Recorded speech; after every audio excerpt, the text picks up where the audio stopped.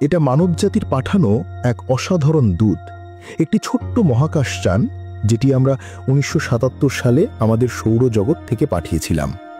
তখন কেউই জানত না এই যানের যাত্রা কতটা দীর্ঘ হবে বা এটি একদিন কোথায় গিয়ে পৌঁছাবে। আজ এত বছর পর সেটি পৃথিবী ও আমাদের পুরো সৌরজগতের সীমা ছাড়িয়ে অনেক দূরে চলে গেছে। এই মহাকাশযানের নাম ভয়েজার 1 এবং এটি এখন মানবজাতির পাঠানো সবচেয়ে দূরবর্তী বস্তু। এর ভিতরে একটি সোনার ডিস্ক রাখা আছে যেটিকে বলা হয় গোল্ডেন রেকর্ড। সেখানে পৃথিবীর শব্দ, মানুষের কণ্ঠ, প্রাণীর আওয়াজ, সঙ্গীত, শুভেচ্ছা বার্তা এবং আমাদের সৌরজগতের অবস্থান সহ নানা তথ্য সংরক্ষিত আছে। ভাবনাটা ছিল একটাই, যদি একদিন এই যানটি কোনো ভিনগ্রহী সভ্যতার হাতে পড়ে, তারা যেন বুঝতে পারে মহাবিশ্বে আমরা আছি আর আমরা তাদের খুঁজছি। এই মুহূর্তে ভয়েজার 1 ঘন্টায় প্রায় 61,000 কিলোমিটার গতিতে মহাশূন্যে ছুটছে। এমন গতিতে এটি সূর্য থেকে ক্রমশ দূরে সরে যাচ্ছে, এমন এক অঞ্চলে যেখানে মানুষের পাঠানো কোনো সিগন্যালও পৌঁছাতে বহু ঘন্টা লাগে। যদি কোনো উন্নত ভিনগ্রহী সভ্যতার চোখে এটি পড়ে, তাদের জন্য এটিকে থামানো সহজ হবে না, কারণ এত দ্রুত গতির একটি বস্তুকে থামাতে গেলে তাদেরও প্রায় সমান গতি অর্জন করতে হবে, নইলে মুহূর্তের মধ্যেই যানটি তাদের চোখের আড়ালে মিলিয়ে যাবে।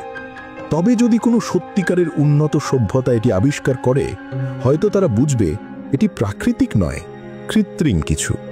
তারা হয়তো ডিস্কটি খুলে দেখবে, তার ভিতরের তথ্য বিশ্লেষণ করবে এবং একদিন বুঝবে এই যানটি এসেছে এক ছোট্ট নীল গ্রহ থেকে, যেটিকে আমরা বলি পৃথিবী। কিন্তু যদি সভ্যতাটি আমাদের মতো বা তার চেয়েও কম উন্নত হয়, তাহলে তারা হয়তো শুধু দূর থেকে তাকিয়ে দেখবে একটা ধাতব বস্তু যা ভীষণ দ্রুত গতিতে ছুটে যাচ্ছে আর কিছুই করতে পারবে না। আমরাও ঠিক এমন পরিস্থিতির মুখোমুখি হয়েছিলাম 2017 সালে, যখন আমাদের সৌরজগতের মধ্যে দিয়ে ওumuamua নামে একটি অজানা বস্তু চলে গিয়েছিল। আমরা সেটিকে দেখতে পেরেছিলাম, কিন্তু বিশ্লেষণ করার বা থামানোর মতো ক্ষমতা আমাদের ছিল না। যদি সেটি সত্যি কোনো ভিনগ্রহী প্রযুক্তি হতো, আমরা কিছুই করতে পারতাম না, শুধু তাকিয়ে থাকা ছাড়া। বর্তমানে ভয়েজার 1 পৃথিবী থেকে প্রায় 25 বিলিয়ন কিলোমিটার দূরে অবস্থান করছে। এটি এখন ইন্টারস্টেলার স্পেসে, অর্থাৎ তারার মধ্যবর্তী অঞ্চলে ঘুরছে। অন্য কোনো সৌরজগতে পৌঁছাতে এর আরও কোটি কোটি বছর লাগবে।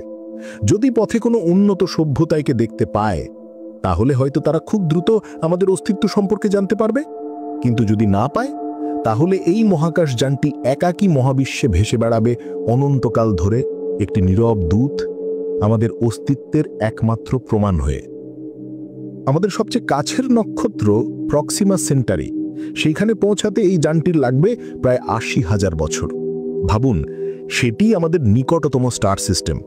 তাহলে অন্য কোনো সৌরজগতে পৌঁছাতে কত সময় লাগবে সেটা কল্পনাই করা কঠিন। হয়তো একদিন কোনো ভিনগ্রহী সভ্যতা এটি খুঁজে পাবে, হয়তো তারা তখনও থাকবে, আমরা থাকব না।